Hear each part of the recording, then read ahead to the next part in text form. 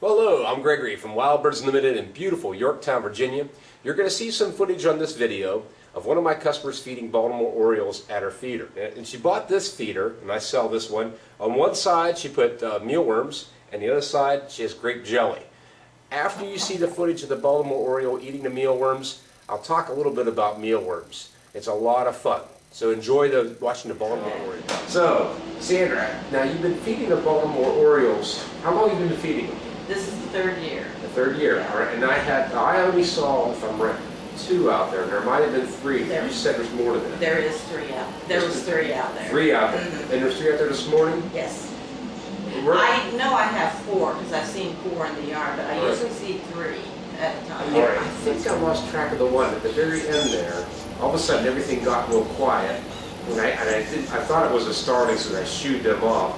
And then I looked and there was a hawk that flew off, and there was a sharp-shaped hawk, so I think that's just why everything got quiet. But the one was hanging out, and he was in the bushes right down here in the thick spot, and then he finally took off. Yeah. That's their hiding place, Right. and his eggs. And they had, like you said, the pattern. They're going from the crepe myrtles, just working their way down and going right on here. And you also said they're going after the sugar water. Sugar water, and they'll also eat the jelly. All right, so they're eating the jelly, the sugar water, which is a 6-to-1 ratio. And she's not having them hit her oranges. She's putting oranges out, and I had the same thing with another customer too. They're putting oranges out. For some reason, they're not taking oranges right now. But. Yeah. Now you feed them a pattern of 3 times a day? Well, with the mealworms, I'll put a batch out, and then I sort of watch and make sure they get some, and then sometimes in the afternoon I'll put out in the little container. All right. And then, some people feed them just one time in the morning or a couple times during the day. I guess it's up to the individual how much you want to do. And you don't put that many out at one time, though. No, I put it in the little container, and then I put some that's caged for the.